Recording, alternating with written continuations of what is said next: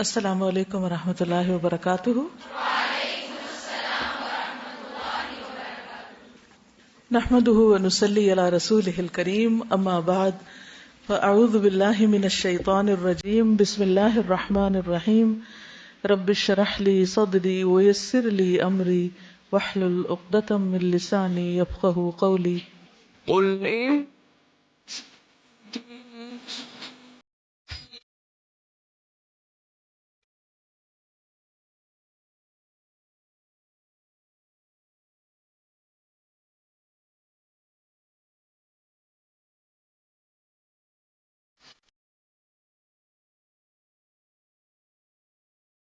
احیایا میری زندگی، زندگی میں ہم جو کچھ بھی کرتے ہیں، زندگی کے کسی بھی حصے میں یا دن کے کسی بھی حصے میں، ان تمام کرنے والے کاموں پر ہماری زندگی مشتمل ہوتی۔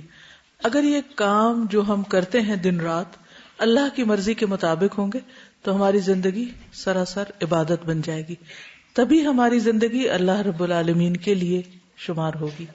اس لیے بہت ضروری ہے کہ کام خواہ دنیا کے ہوں یا سراسر عبادت کے، مثلا نماز روزہ وغیرہ، یا پھر کھانا پینا سونا جاگنا، ان تمام میں اگر ہم رسول اللہ صلی اللہ علیہ وسلم کے اسوہ حسنہ کو اپنائیں گے تو ہماری زندگی سراسر عبادت بن جائے گی۔ خالصتاً دنیا کے کام وہ بھی اجر اور ثواب کا باعث ہو جائیں گے۔ اس طرح ایک مومن اپنی اچھی نیت اور سنت کے مطابق مختلف کاموں کو کر کے اپنی ساری زندگی کو ہی عبادت بنا لیتا ہے۔ کل ہم کھانے کے آداب اور احتیاطوں کے بارے میں پڑھ رہے تھے، اسی کو کنٹینیو کریں گے۔ بھوک اور جھوٹ کو جمع نہ کرنا، یہ بھی ایک سنت ہے۔ اسماء بنت یزید رضی اللہ عنہا فرماتی ہیں کہ نبی صلی اللہ علیہ وسلم کی خدمت میں کھانا آیا تو آپ نے ہمیں پیش کیا۔ ہم نے کہا کہ ہمیں بھوک نہیں۔ آپ نے فرمایا بھوک اور جھوٹ کو جمع نہ کرو، یعنی اگر بھوک لگی ہے اور کسی نے آفر کیا ہے تو اسے کھا لو بغیر جھجک کے۔ ہاں، کھاتے وقت یہ خیال ضرور رکھنا چاہیے کہ جو کھا رہا ہے اس کو بھی بھوک لگی ہے۔ دوسرے کا لحاظ رکھتے ہوئے، اسی لیے مل کر کھاتے ہوئے کوئی چیز دگنی نہیں لینی چاہیے، 2 عدد نہیں لینی چاہیے جب تک کہ دوسرے سے اجازت نہ لے لی جائے۔ حدیث میں آتا ہے، جبلہ بن سہیم کہتے ہیں کہ ہم لوگ عبداللہ بن زبیر کے زمانے میں قحط میں مبتلا ہوئے تو انہوں نے ہمیں کھانے کے لیے کھجوریں دی۔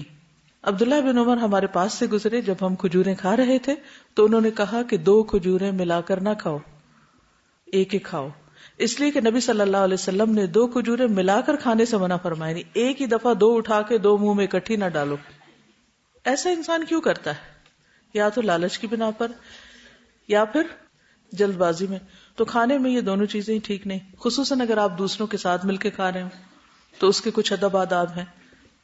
پھر فرماتے لیکن اس شرط کے ساتھ کہ اپنے ساتھی سے اجازت لے لے، مثلا اگر جلدی اور واقعی کوئی جینوئن ریزن ہے تو پھر کیا ہے، دوسرے سے پوچھ لیا جائے، بغیر اجازت کے ایسا نہ کیا جائے، کیونکہ کسی بھی طریقے سے چھوٹا یا بڑا کسی کا حق مارنا درست نہیں، اور یہ بھی حق مارنے میں آتا ہے۔ سب کا حق ہے ایک ایک لیں، لیکن اگر کسی کو دوسری دفعہ لینے کی ضرورت ہے، کھانے کی ضرورت ہے، تو اس میں دوسرے کی رضامندی کے ساتھ۔ اس میں کسی نے یہ بھی لکھا ہے، کھانا کھانے میں ایک معیوب حرکت یہ ہے کہ ہم جہاں جس وقت کسی کو کوئی چیز کھاتے ہوئے دیکھتے ہیں تو فوراً ان کے پاس پہنچ جاتے ہیں اور پوچھتے ہیں کیا کھا رہے ہیں۔ اس طرح دن میں کئی بار مختلف لوگوں کو اس حرکت سے تنگ کرنا بھی دوسروں کے لیے اذیت کا باعث ہے، خصوصاً جب ہاسٹل وغیرہ میں سب مل کے رہ رہے ہوں تو اس میں تھوڑا سا گھر کی طرف سے اگر کچھ لائے ہیں تو 200-300 لوگ اکٹھے رہ رہے ہیں، اگر سب میں بانٹیں گے تو کسی کے حصے میں کچھ بھی نہیں آئے گا۔ تو کہتے ہیں کہ کوشش کرنی چاہیے کہ خصوصاً جب کوئی کھا رہا ہو تو اس کے پاس جانے سے گریز کیا جائے، یعنی اس کو کھانے دیا جائے، الا یہ کہ اگر اس نے آپ کو دعوت دی ہے یا پھر ایسا ٹائم ہے کہ جس میں سب مل کے کھا سکتے ہیں۔ اسی طرح یہ ہے کہ ہر وقت دوسروں سے چھوٹی چھوٹی چیزیں مانگتے پھرنا، یہ بھی ایک معیوب حرکت ہے۔ اکٹھے کھانے کے جو آداب ہیں ان میں سے ایک ادب یہ بھی ہے کہ کھانے کی ابتدا بڑوں سے کی جائے۔ مثلاً گھر کے اندر اگر سب بیٹھے ہیں ٹیبل پر یا جہاں بھی دسترخوان پر، تو بسم اللہ پڑھ کر جو سب سے بڑا ہو وہ شروع کرے، اس کو نکالنا یا ڈالنا یا لینا، یا سب سے پہلے اس کو آفر کیا جائے۔ کل ہم نے پڑھا کہ نبی صلی اللہ علیہ وسلم نے اس بچی کا ہاتھ پکڑ لیا جو اچانک ہی کھانے کے اندر ہاتھ ڈال رہی تھی اور جیسے کوئی اس کو پش کر رہا تھا اور وہ آگے بڑھتی چلی جا رہی تھی. پھر اسی طرح یہ ہے کہ حذیفہ کہتے ہیں کہ جب ہم نبی صلی اللہ علیہ وسلم کے ساتھ کھانا کھاتے تو اپنے ہاتھ نہ ڈالتے جب تک کہ آپ شروع نہ کر لیتے اور اس میں ہاتھ نہ ڈالتے. ٹھیک ہے، یعنی آپ اپنا ہاتھ کھانے میں جب تک نہ ڈالتے اور آپ اس میں سے سب سے پہلے نہیں لے لیتے تھے تو ہم کھانے کی طرف ہاتھ نہیں بڑھاتے تھے. اگر کوئی ایسی چیز ہو کہ جو مثلاً پینے کی ہے اور سب کو دینی ہے تو آپ صلی اللہ علیہ وسلم کا طریقہ کیا تھا کہ خود پیتے اور اس کے بعد پھر دائیں جانب سے شروع کر لیتے. تو اس لیے کوئی چیز دیتے وقت دائیں طرف سے پہل کرنی چاہیے.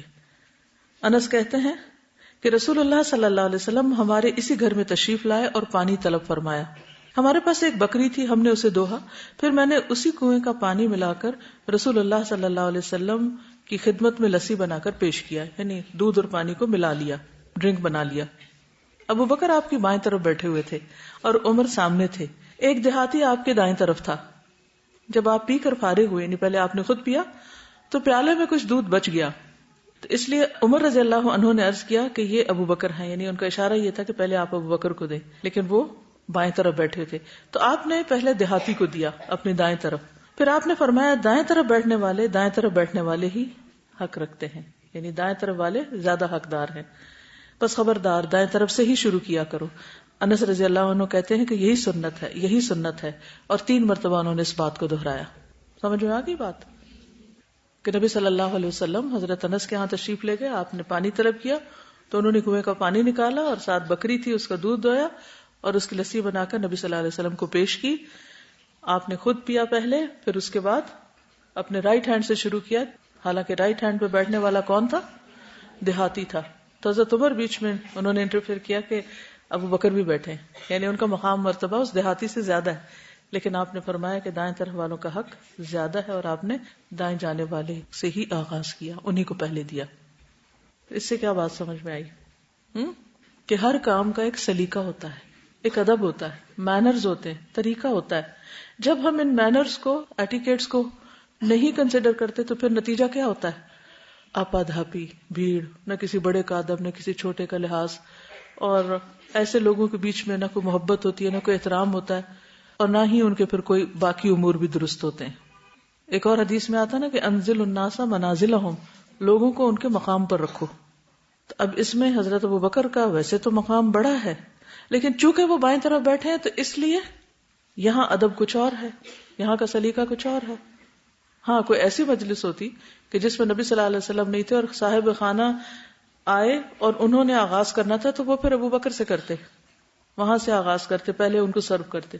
لیکن چونکہ آپ اس مجلس میں خود موجود تھے، آپ ہی نے پانی بھی مانگا تھا، سب سے پہلے آپ کو پیش کیا گیا، اس میں دونوں چیزیں آتی ہیں، اور پھر اس کے بعد آپ نے جو طریقہ سکھایا وہ رائٹ ہینڈ سے شروع کرنے کا تھا.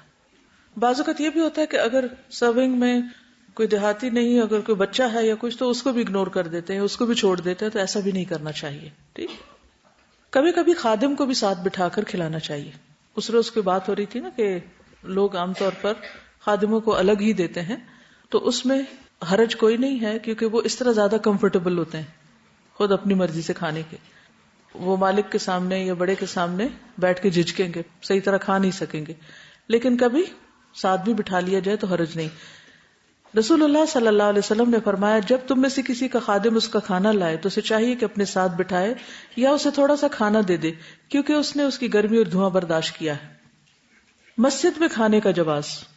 عبداللہ بن حارث بن جز زبیدی رضی اللہ عنہ سے روایت ہے، کہتے ہیں کہ ہم لوگ رسول اللہ صلی اللہ علیہ وسلم کے زمانے مبارک میں مسجد میں گوشت اور روٹی کھا لیا کرتے تھے. یعنی اگر دسترخوان بچھایا ہوا، سفرہ بچھایا ہوا ہو اور مسجد کا فلور یا کارپیٹ، اس پر گھی اور دیگر ہڈیاں وغیرہ یا کھانے کے ذرات نہ چھوڑے جائیں تو مسجد میں بھی کھانے میں حرج نہیں. لیکن عام طور پر لوگ چونکہ احتیاط نہیں کرتے تو پھر مسجد کی جو اوور آل فضا ہے وہ خراب ہو جاتی، خصوصاً اگر بند دروازے کر کے لوگ کھا رہے ہوں اور اس کے تھوڑی دیر بعد نماز شروع ہو جائے تو پھر نماز میں خشوع نہیں ہوتا. اور خصوصاً باہر سے آنے والی نمازیوں کو، جو تو اندر بیٹھ کے پیٹ بھر کے کھا چکے ہیں ان کی تو اور بات ہے، لیکن جو باہر سے آئیں گے انہیں مسجد میں خوشبو آئے گی اور ان کی نماز میں بہت خلل ہو جائے گا. جسے حسب موقع اور سچویشن کے مطابق عمل کرنا چاہیے. بہرحال رخصت ضرور موجود ہے. ایک اور روایت میں ہے کہ وہ کہتے ہیں ہم نے رسول اللہ صلی اللہ علیہ وسلم کے ہمراہ مسجد میں گوشت کھایا جو بھنا ہوا تھا، پھر ہم زمین پر بچھی ہوئی کنکریوں سے ہاتھ پہنچ کر نماز پڑھنے اٹھ کھڑے ہوئے اور ہم نے نیا وضو نہیں کیا. مطلب یہ کہ فلور جو تھا وہ مٹی کا ایک طرح سے تھا، کیونکہ نماز پڑھنی تھی تو انہوں نے وہیں پر ہی ہاتھ صاف کر لیا. مٹی میں اگر کنکریاں یا جو ریت کے ذرات ہوتے ہیں اگر اس کے اندر تیمم کیا جائے یا ویسے اگر تھوڑا بہت کچھ ہاتھ کو لگا ہوا ہے اگر صاف کر لیا جائے تو اس سے فرق نہیں پڑتا، کیونکہ مسجد نبی اس دور میں اس کی چھت جو تھی وہ تنکوں وغیرہ کی تھی، اور دھوپ جو ہوتی ہے وہ ایسی چیزوں کو دوبارہ بالکل صاف کر دیتی ہے، یا کھلی ہوا یا فضا. اصل جراثیم پلتے ہیں کہاں پر؟ بند جگہوں پر. اب اس سے یہ جواز ہرگز نہیں نکلتا کہ کھانا کھا کر کارپیٹ سے ہاتھ صاف کر کے آپ نماز شروع کر دیں. ہاں اگر آپ مثلاً باہر پکنک پہ گئے ہوئے ہیں، گھاس وغیرہ ہے یا کہیں آپ زمین پہ بیٹھ کے کھا رہے ہیں اور آپ کے پاس وہاں پانی نہیں ہے تو نماز پڑھنے سے پہلے آپ اپنے ہاتھوں کو مٹی وغیرہ سے یا کسی ایسی چیز سے صاف کر سکتے ہیں، کوئی پتے ہو، مٹی ہو، کوئی اور چیز ہو. کھانے کے بعد کھجور کھانا، اس سنت پہ لوگ بہت عمل کرتے ہیں. انس رضی اللہ عنہ سے روایت ہے، کہتے ہیں میری والدہ ام سلیم رضی اللہ عنہا نے میرے ہاتھ کھجوروں کا ٹوکرا رسول اللہ صلی اللہ علیہ وسلم کی خدمت میں بھیجا. آپ مجھے گھر میں نہ ملے، آپ قریب ہی اپنے ایک آزاد کردہ غلام کے ہاں تشریف لے گئے تھے. اس نے آپ کو دعوت دی تھی اور آپ کے لیے کھانا تیار کیا تھا. میں حاضر خدمت ہوا تو آپ کھانا تناول فرما رہے تھے. آپ نے مجھے بھی اپنے ساتھ کھانا کھانے کی دعوت دی. ان صاحب نے کدو اور گوشت ڈال کر سرید بنا رکھا تھا. میں نے دیکھا کہ آپ کو کدو اچھا لگتا ہے تو میں اس کدو کے ٹکڑے برتن کے اطراف میں سے جمع کر کے آپ کے قریب کرنے لگا، یعنی جو آپ کو پسند تھا وہ میں آپ کی طرف کرنے لگا. جب ہم لوگوں نے کھانا کھا لیا تو آپ واپس تشریف لے گئے. میں نے کھجوروں کا ٹوکرا آپ کے سامنے رکھ دیا. آپ نے کھجوریں کھائیں اور تقسیم کرنا شروع کر دی حتیٰ کہ ختم کر کے فارغ ہو گئے، یعنی بچا کے نہیں رکھی، سب کو دے دی. تو یہ تھے کچھ کھانے کے آداب. اب ہیں پینے کے آداب. کچھ تو کھانے کے ساتھ ہی پینا بھی ہو جاتا ہے، لیکن الگ سے بھی ڈرنکس وغیرہ یا پانی پیتے ہیں آپ تو اس کا کیا طریقہ ہے؟ کھانا تو دن میں ایک آدھ دفعہ ہی کھایا جاتا ہے لیکن پیا کئی بار جاتا ہے. سب سے پہلے دائیں ہاتھ سے پینا. رسول اللہ صلی اللہ علیہ وسلم نے فرمایا تم میں سے کوئی اپنے بائیں ہاتھ سے نہ کھائے اور نہ ہی بائیں ہاتھ سے پیے، کیونکہ شیطان اپنے بائیں ہاتھ سے کھاتا اور پیتا ہے. تو یہ شیطانی طرز عمل ہے ایک طرح سے. اب آپ دیکھیے کہ سراسر ایک دنیا کا کام ہے کھانا پینا، سو واٹ، کیا فرق پڑتا ہے؟ لیکن اس میں بھی چونکہ اللہ کے رسول صلی اللہ علیہ وسلم کو اللہ سبحانہ وتعالیٰ نے وحی کے ذریعے وہ کچھ دکھایا تھا، وہ کچھ بتایا تھا جو ایک عام انسان کو نہیں پتا. ہم اس بارے میں جاہل ہیں. بعض اوقات لوگ کہتے ہیں اتنی بڑی کیا بات ہے، تھوڑی سی چیز ہے تو بائیں سے کھا لیں، دائیں سے کھا لیں، پی لیں، کیا فرق پڑتا ہے؟ اور اکثر لوگوں کو میں نے دیکھا ہے کہ وہ کھانا تو دائیں ہاتھ سے کھائیں گے مگر پانی الٹے ہاتھ سے پئیں گے.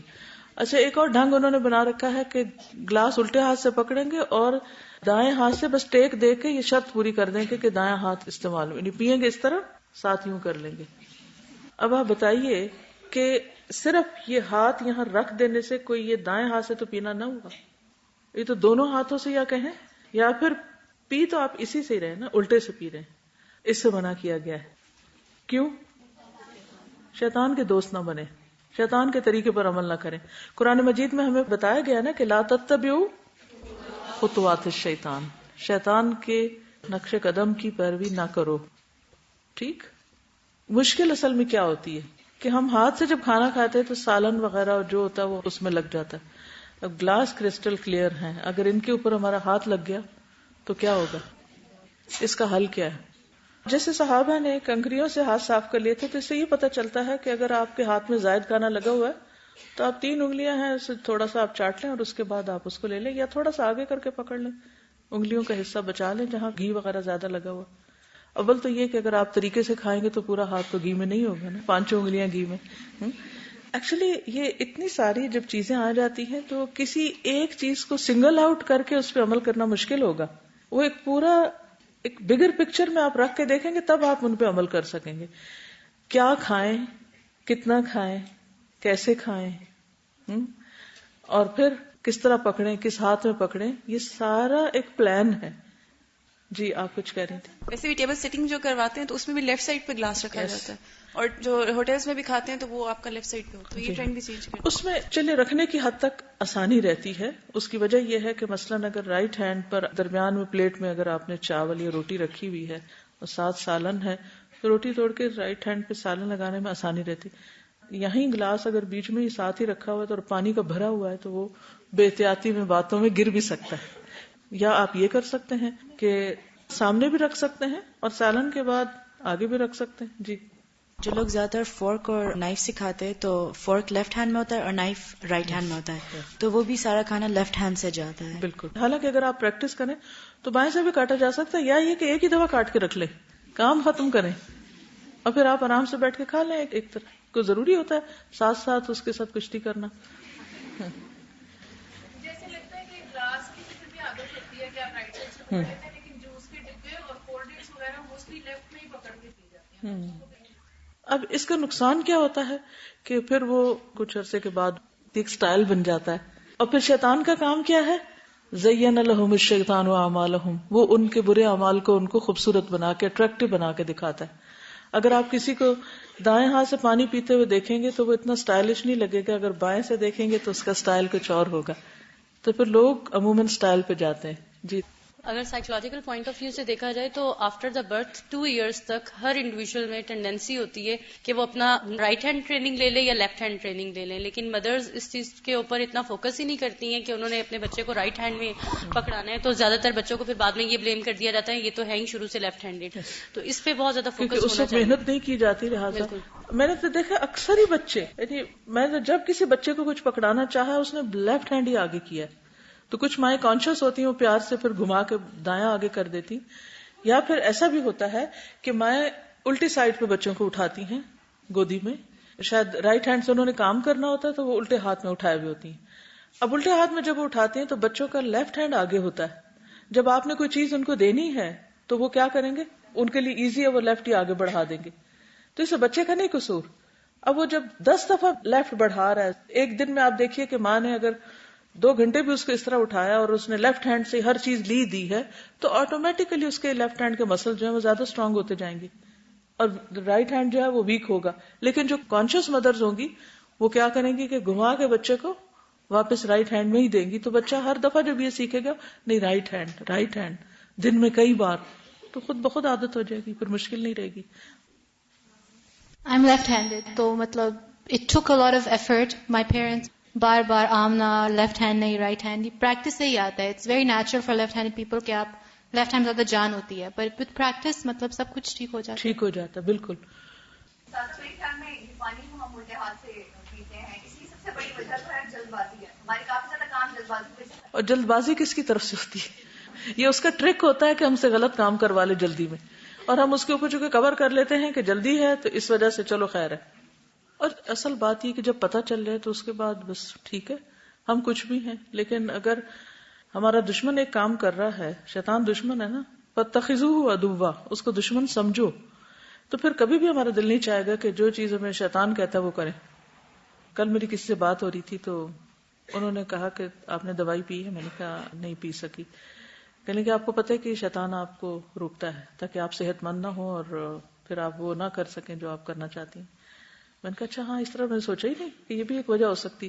کہتے شیطان بھلواتا بھی ہے, قرآن میں ہے نا, شیطان بھلواتا بھی ہے, وہ سستی بھی ڈالتا ہے, وہ چیز کو کہتا ہے سو واٹ, بعد میں صحیح پھر صحیح. انہوں نے بہت اچھی بات اپنی شیئر کی. کہتے جب میں نے کوئی کام کرنا ہوتا ہے اور وہ ضروری ہوتا ہے اور میں اس میں سستی کرنے لگتی ہوں تو میں باقاعدہ شیطان سے مخاطب ہوتی ہوں, چلے جاؤ یہاں سے, مجھے کرنا ہے اور میں نے کر کے دم لینا ہے. تو کہتی کہ بعض اوقات میں نے اتنے ناگوار کام اپنی مرضی کے خلاف کیے اور جب میں نے کر لیے تو میں نے کہا شیطان اب تم ہار گئے, اب چلے جاؤ شاباش چلے جاؤ یہاں سے.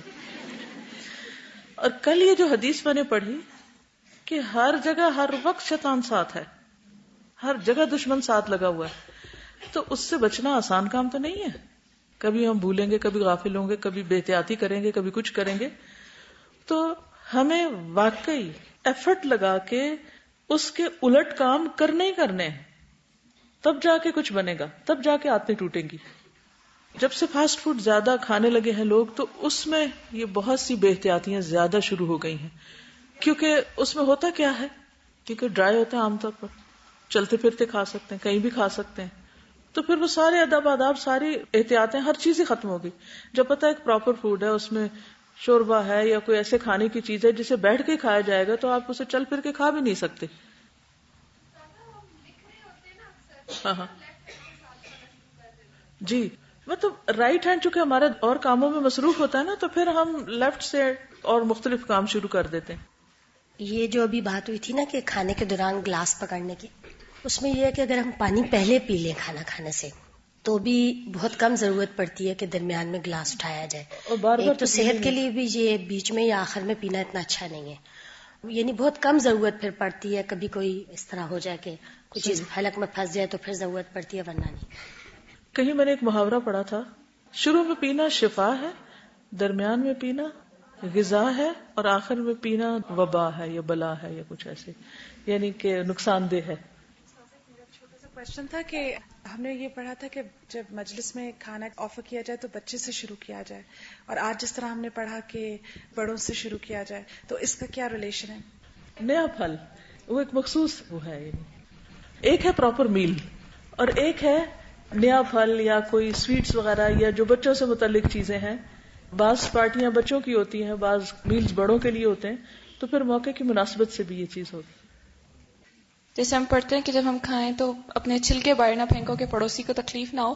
تو ایک جب میں نے یہ نوٹ کیا تھا فرینڈس میں بہت زیادہ کہ ہم جب ڈسکس کر رہے ہوتے تھے نا تو فلانے ہوٹل کا کھایا ہے، فلانے ہوٹل کا کھایا ہے، تو میں نے یہ نوٹ کیا کہ اگر کوئی بندہ اتنا افورڈ نہیں کرتا تو ہم اس کے لیے تکلیف کا باعث بن رہے ہیں. اور اب تو اتنے ماڈرن طریقے آ گئے ہیں دوسروں کو تکلیف دینے کے، آپ کے فیس بک پہ تصویریں وغیرہ، مطلب ہزار طریقے ہیں دوسروں کو اذیت دینے کے. تو جب ہم کھائیں، یعنی بعض لوگوں کا ایک مشغلہ ہوتا ہے کہ وہ صرف کھانے کی تصویریں پوسٹ کرے چلے جا رہے ہوتے ہیں.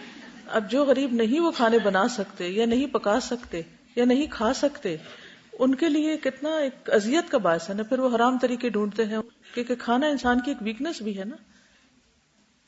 تازہ ایک ہیلتھ ٹپ یہ ہے کہ پانی کو کھانے کے بیچ میں اور بعد میں اس لیے نہ پیا جائے کیونکہ اس سے your stomach it increases, like it gets swelled in a sense, کہ اگر بیچ میں کھائے تو جو زیادہ تر اوبیس لوگ ہوتے ہیں وہ بھی بیچ میں یا بعد میں پانی پیتے، تو اس سے بھی اسٹمک سویل بہت زیادہ ہوتا ہے.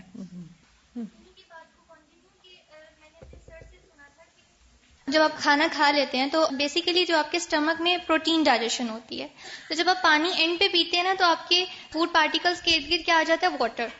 تو جو آپ کا جو گیسٹرک جوس نکلتا ہے آپ کے گلینڈز میں سے اسٹمک کے اندر ہی، وہ پھر آپ کے فوڈ کو اچھی طرح ڈائجسٹ نہیں کر پا رہا ہوتا. تو مطلب یہ کہ آپ کا پروٹین ڈائجسٹ ہی نہیں ہو رہا ہوتا. میں نے یہ بات ان سے یہ دیکھیے، اس پہ مزید انشاءاللہ تحقیق تو کریں گے. پھر نبی صلی اللہ علیہ وسلم کی سنت بھی اور اس پہ ریسرچ کرنی چاہیے کہ آپ کا طریقہ کیا تھا. میں سمجھتی ہوں کوئی بھی چیز جب اعتدال میں ہوگی تو نقصان نہیں دے گی. مثلا کھانے کے دوران اگر بہت ٹھنڈا پانی پی رہے ہیں آپ اور بہت زیادہ پی رہے ہیں تو obviously وہ نقصان دہ ہوگا. لیکن اگر آپ ایک اعتدال کی حد میں کھا رہے ہیں اور پی رہے ہیں، کیونکہ آپ صلی اللہ علیہ وسلم نے کیا فرمایا؟ 3 حصے، ایک سانس کے لیے، ایک پانی کے لیے، کھانے کے لیے. اگر اس مقدار میں آپ لیں گے یہ چیزیں، یعنی کھانا اور پینا، تو یقیناً جو نبی صلی اللہ علیہ وسلم کی سنت ہے، کیونکہ آپ جو کچھ جانتے تھے ہم وہ نہیں جانتے. ساری دنیا کے بھی سائنٹسٹ مل کے کوئی بات ثابت کر دیں تو بھی جو بات ان کو اللہ سبحانہ و تعالیٰ کی طرف سے وحی کے ذریعے پتہ چلی ہے، اگر وہ اوتھینٹک سورس ہے تو وہ ہمیشہ کے لیے درست ہے. یہ ہمارا یقین اور ایمان کا حصہ ہے. کیونکہ سائنٹسٹ آج ایک بات کہیں گے، کل پھر بدل دیں گے، کل پھر کہیں گے کچھ. تو اعتدال بہترین رہا انشاءاللہ. جی آپ کچھ کہیے. نبی پاک صلی اللہ علیہ وآلہ وسلم صبح پانی اور شہد پیتے تھے، تو اس کا مطلب ہے کہ ان کے صبح کے جو معمولات ہیں اس میں پہلے پانی آتا ہے. اور کل ہی ہم نے پڑھا کہ رات کے کھانے کے بعد بھی حضرت عائشہ رضی اللہ عنہا ان کو نبیذ پلاتی تھیں جو کہ انہوں نے کھانے کے بعد پیا. اور اس کے علاوہ بھی ہم سنتے ہیں کہ درمیان میں پینا سنت ہے. تو اس کا مطلب ہے کہ اوقات کے ساتھ بھی یہ ریلیٹڈ ہو سکتا ہے کہ ڈفرینٹ. یہ بھی ہو سکتا ہے کہ وہ کھانے کے فوراً بعد نبیذ نہ پیتے ہوں، جیسے انہوں نے کہا کہ تھوڑے وقفے کے بعد. یہ بھی ممکن ہے. مزید ریسرچ کر لیتے ہیں کہ واقعی اگر ہمیں پتہ چل جائے کسی یقینی سورس سے تو پھر دنیا بھر جو مرضی کریں ہم وہی کریں گے. جو اور استاذہ یہ جو حکماء ہے نا، جو حکیم ہیں، وہ لوگ یہ کہتے ہیں کہ جو کھانا اور پانی ہے ان کو الگ الگ ڈائجسٹ کرنا چاہیے. اور وہ جو ٹائم بتاتے ہیں کہ کھانا تقریباً 2.5 سے 3 گھنٹے میں کمپلیٹلی ڈائجسٹ ہو جاتا ہے. اور اگر آپ اپنے باڈی کو ٹیون اپ کر لیں تو وہ کبھی پانی نہیں مانگے گا کھانے کے ساتھ. اور جب آپ کھانا ڈائجسٹ کر لیں تو پھر پانی لیں، کیونکہ پانی بھی کچھ ٹائم لیتا ہے ڈائجسٹ ہونے میں، جو اس کے سالٹس وغیرہ ہیں. ٹھیک ہے. تو الگ الگ بھی پیا جائے. میں یہ چاہ رہی تھی کہ ڈائجسٹو سسٹم جو ہے ایک دفعہ سب کے ساتھ دوبارہ تھوڑا سا ریوائز کر لیا جائے کہ مختلف پارٹس کیا ہیں. اور وہ کس طرح فنکشن کرتے ہیں. اکثر لوگ پڑھتے بھی ہیں تو پھر اس کو لائف سے ریلیٹ نہیں کرتے اس وقت، وہ الگ الگ حصوں کے نام پڑھ لیتے ہیں، پھر ان کے فنکشنز یا ان کے جو مختلف اس میں آتی ہیں چیزیں، لیکن ان کا ہمارے عام روزمرہ زندگی کے ساتھ کیا لنک ہے اس کو سامنے رکھ کے اگر پڑھیں تو انشاءاللہ فائدہ ہوگا. ابھی دیکھیے اس وقت بھی اتنی ترقی کے باوجود صرف سیل پر بھی اسٹڈی کمپلیٹ نہیں ہے. اب بعض اوقات کسی ایک سیل کے ڈس آرڈر سے بلڈ کے اندر یا ویسے جسم میں جو کینسر پھیل جاتے ہیں ان سب کا علاج بھی موجود نہیں ہے. تو کوئی بگاڑ کیوں پیدا ہوا، ریزن کیا تھی، کاز کیا تھی، نہیں پتا. تو اس لیے حتمی بات نہیں کی جا سکتی جب تک واقعی کچھ اسٹڈیز پروو نہ ہو چکی ہوں. بیٹھ کر پینا. رسول اللہ صلی اللہ علیہ وسلم نے فرمایا تم میں سے کوئی کھڑے ہو کر نہ پیے اور جو بھول جائے وہ قے کر دے، باہر نکال دے وہ پانی. یہ صحیح مسلم کی روایت ہے. اتنا ناپسندیدہ ہے یا وہ نقصان دہ ہے. اب اس پر مزید تھوڑی سی ریسرچ ہوئی. ایک کتاب ہے الحقائق الطبیہ فی الاسلام، ڈاکٹر عبدالرزاق کیلانی کی ہے، اور اس کے علاوہ بھی کچھ کتابیں ہیں. ان میں جب دیکھا گیا تو پتا چلا کہ کیوں منع کیا گیا. کہتے ہیں کہ کھڑے ہو کر پانی معدے کے اندر شدت سے گرتا ہے، یعنی جب آپ پیتے ہیں گٹ گٹ کر کے تو وہ اندر یعنی ایک طرح سے اس میں تیزی ہوتی ہے، جبکہ بیٹھ کے جب پیتے ہیں تو سٹمک اور پوزیشن میں ہوتا ہے. اگر یہ بار بار ہوتا رہے تو وقت کے ساتھ ساتھ معدہ ڈھیلا پڑ جاتا ہے اور اپنی اصل شیپ پر برقرار نہیں رہتا، جس کی وجہ سے پھر بدہضمی کے مسائل پیدا ہوتے ہیں.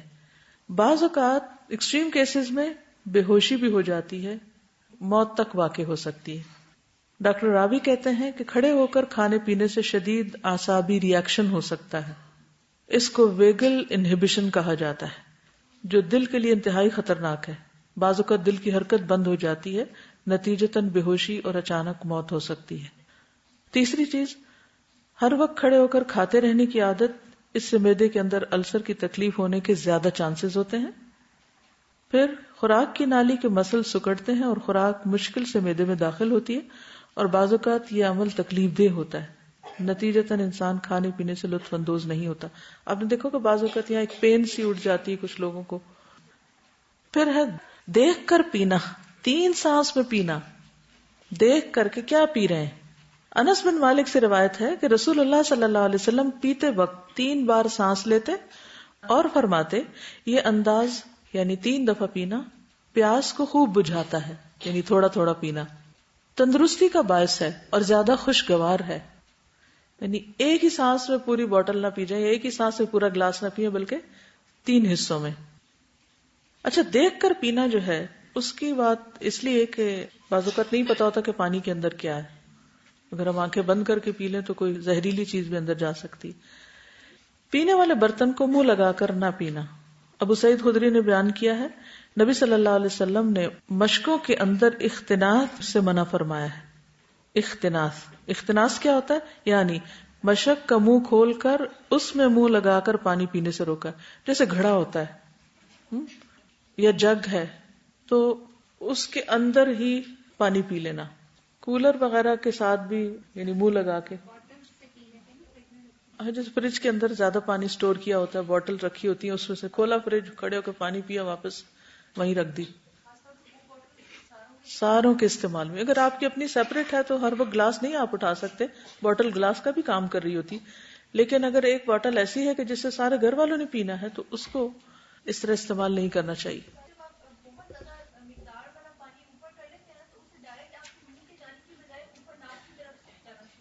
یعنی بعض اوقات بڑے مقدار میں پانی جو ہے وہ اگر آپ اکٹھا ہی اپنی طرف کرتے ہیں تو اس کے پریشر سے وہ بعض اوقات ناک کی طرف بھی چلا جاتا ہے یا انسان کے جو سٹمک کی طرف جا کے شدت سے گزر سکتا ہے. مشقت آپ نے اس لیے بھی منع فرمایا ہوگا کیونکہ وہ لیدر کی ہوتی ہے، کوئی پتہ نہیں اندر کیا گھسا ہوا ہے. تو اگر آپ ڈائریکٹ اس سے پی رہے ہیں اور پتہ ہی نہیں کہ اندر کیا ہے، جیسے جوس کے ڈبے ہوتے ہیں، تو آپ کو پتہ ہے کہ بعض اوقات ان ڈبوں سے کچھ نہ کچھ نکل بھی آتا ہے. میں نے ایک واقعہ ریئل اسلامک ہسٹری کا پڑھا. رازی بہت مشہور طبیب تھا اپنے زمانے کا، اور بہت سی چیزیں انہوں نے انوینٹ بھی کی. تو وہ اس وقت کے خلیفہ کا شاہی طبیب بھی تھے. وہ اکثر جب محل آتے جاتے تو راستے میں ایک شخص سے ان کی سلام دعا تھی. تو انہوں نے ایک روز اس کو کہا کہ میں کچھ دن سے نوٹ کر رہا ہوں کہ تمہارا رنگ بہت پیلا ہوتا جا رہا ہے اور تمہارا پیٹ پھولتا جا رہا ہے. اس نے کہا کہ ہاں میں خود بھی بہت میری طبیعت گری گری رہ رہی ہے. انہوں نے نبض دیکھ کے کہا کہ اپنا پانی پینے کا برتن لاؤ. تو وہ کوزا لے کے آیا جس کا اوپر سے نیک تنگ ہوتا ہے اور نیچے سے راؤنڈ باٹم ہوتی ہے اور وہ ٹرانسپیرنٹ نہیں ہوتا کوزا. اس نے اس کو کہا یہ توڑ دو. اس سے کہا تو میرا پانی پینے کا برتن ہے. اس نے کہا تم توڑ دو. جب اسے توڑا تو چھوٹا سا مینڈک اس میں سے نکلا.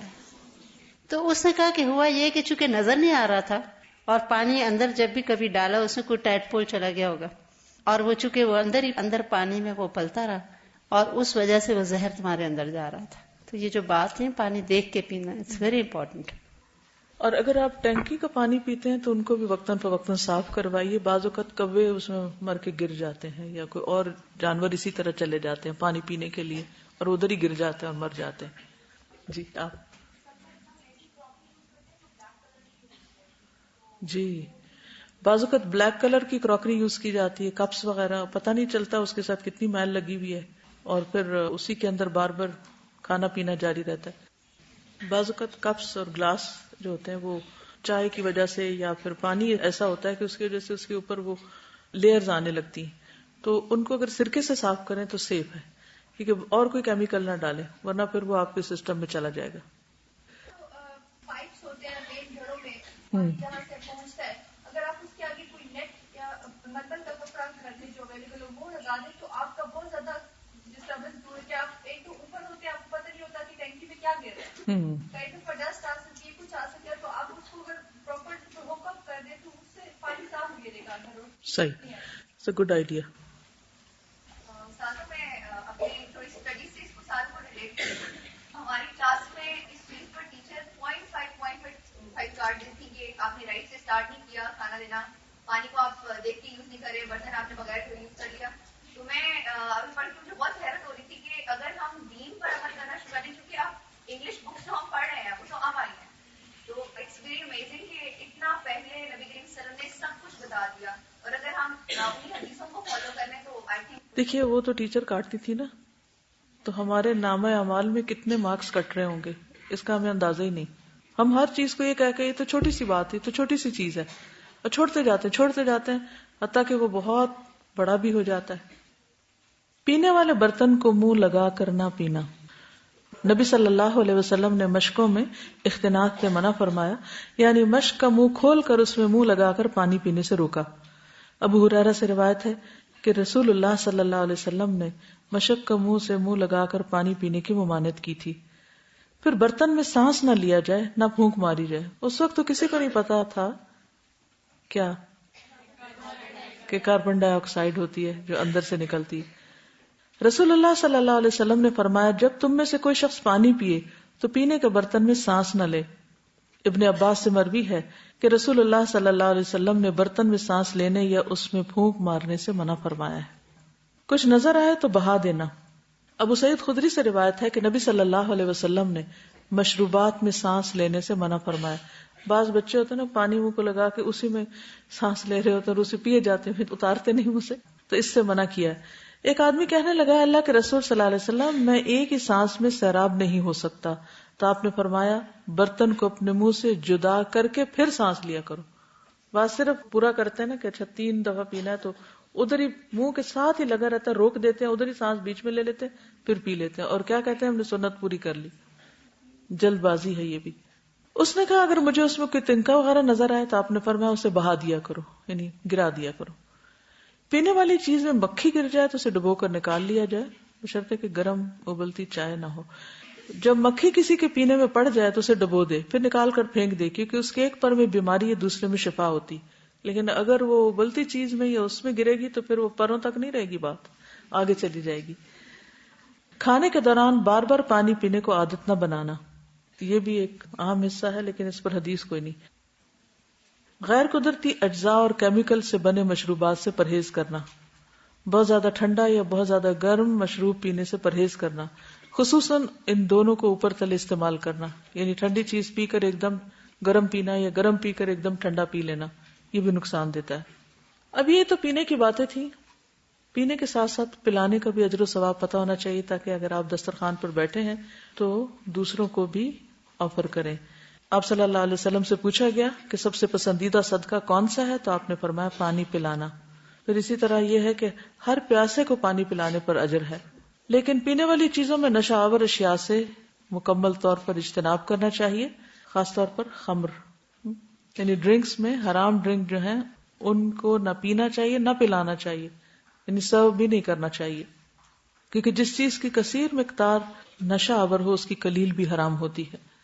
ایسے دسترخوان پر بھی نہیں بیٹھنا چاہیے جہاں حرام کھانے ہوں، یعنی ایسے لوگوں کے ساتھ مل کر مت کھائیں. رسول اللہ صلی اللہ علیہ وسلم نے 2 کھانوں سے منع فرمایا، اس دسترخوان پر بیٹھنے سے جس پہ شراب پلائی جا رہی ہو اور پیٹ کے بل گر کر کھانے سے. ٹھیک ہے، اگر غلطی سے کچھ حرام کھا لیا جائے تو اسے اگل کر باہر نکال دینا چاہیے، جیسے حضرت ابوبکر رضی اللہ تعالیٰ عنہ نے ایک بار کیا.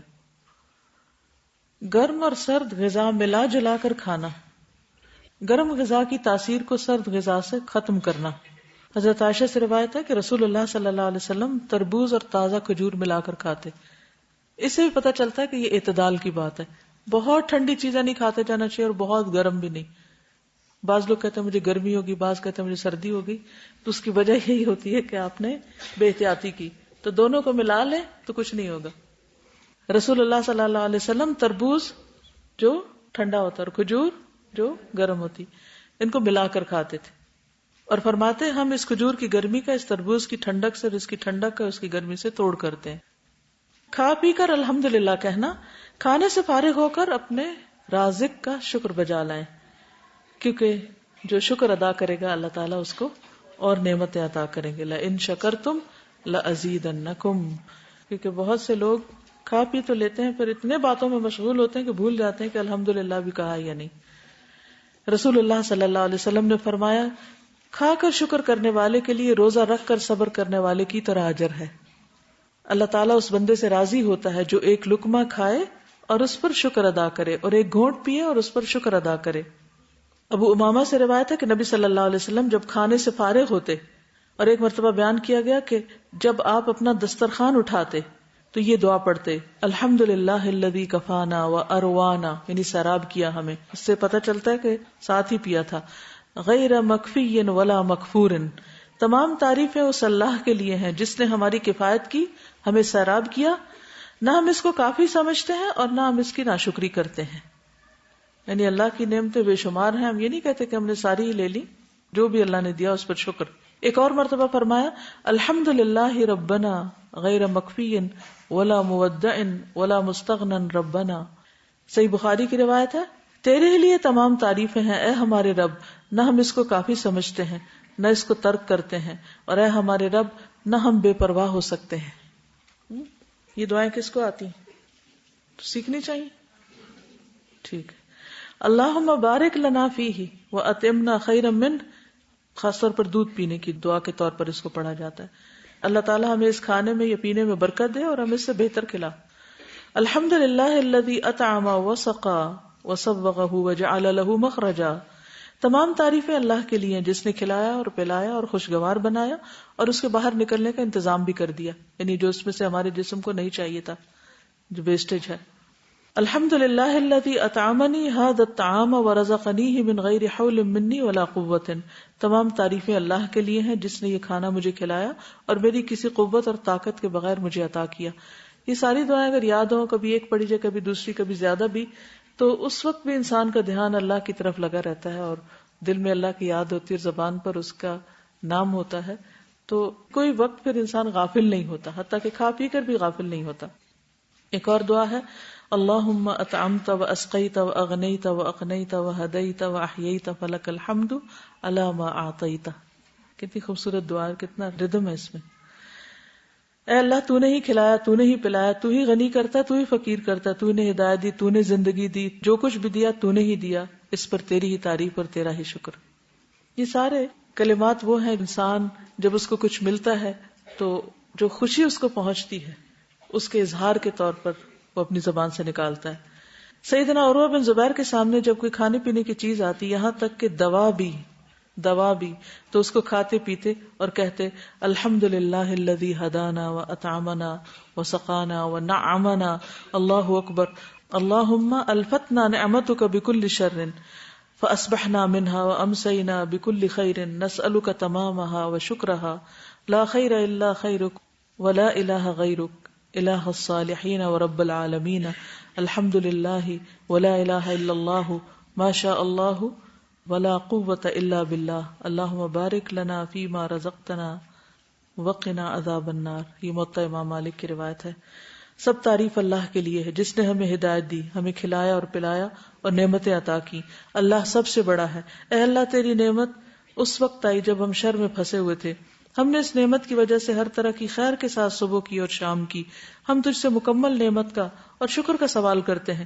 تیری خیر کے سوا کوئی خیر نہیں، تیرے سوا کوئی معبود نہیں.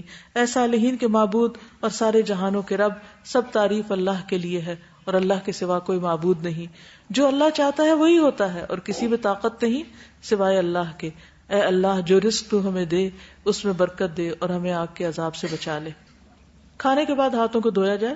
سیدنا ابو ہریرہ سے روایت ہے کہ رسول اللہ صلی اللہ علیہ وسلم نے فرمایا، جو شخص اس حال میں رات گزارے کہ اس کے ہاتھ میں چکنائی کی بو ہو اور اسے کوئی چیز تکلیف پہنچا دے تو اپنے آپ ہی کو ملامت کرے، کیونکہ وہ کھانے کی خوشبو ہاتھوں میں ہوگی تو کیڑے مکوڑے کو اٹریکٹ کرے گی.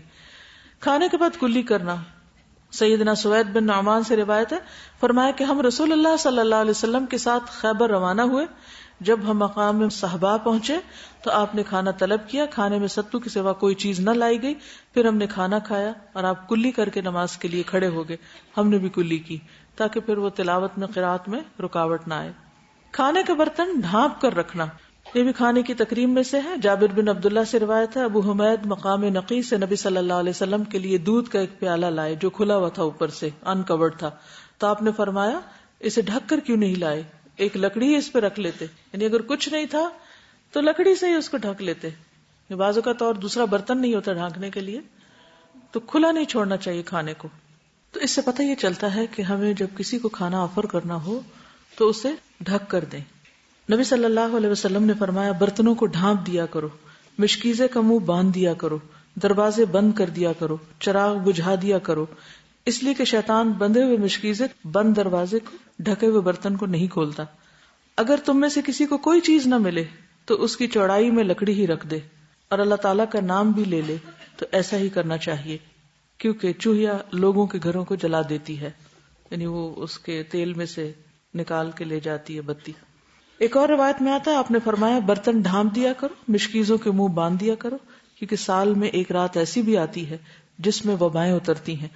وہ ایسے برتن پر جسے ڈھانپا نہ گیا ہو یا وہ مشکیزہ جس کا منہ نہ باندھا گیا ہو، جیسے بوٹل وغیرہ کا ڈھکن بند نہیں کیا گیا اور وہ وبائیں اس پر سے گزرتی ہیں اور وہ اس کے اندر داخل ہو جاتی ہیں. تو پھر کیا ہوتا ہے، کوئی اس کو پی لیتا ہے، بیمار ہو جاتا ہے، وہ آگے سے آگے بیماری ٹرانسمٹ ہونے لگتی. تو اگر آپ کور کر کے رکھے، خصوصاً رات کے وقت، دن کو بھی اور رات کے وقت ڈھانک کے رکھے چیزوں کو، تو انشاءاللہ بہت سی بیماریوں سے محفوظ رہیں گے. جی خالی برتن بھی ڈھک کے رکھنا، جیسے گلاس وغیرہ ہے، ہنڈیا ہے، پین ہے، جی الٹا کر کے رکھیں سب چیزوں کو. ٹھیک ہے. اچھا، یہ چیک لسٹ آ گئی اس ہفتے کی کھانے پینے کے آداب کے متعلق، اور اس کے پیچھے ہم نے کھانے کے بعد کی دعائیں لکھتی ہیں تاکہ جب سارا پروسیس مکمل ہو جائے تو پھر آپ ان دعاؤں کو بھی یاد کر لیں. ٹھیک ہے، اوکے. سبحانک اللہم و بحمدک، اشہد ان لا الہ الا انت، استغفرک و اتوب الیک. السلام علیکم و رحمۃ اللہ وبرکاتہ.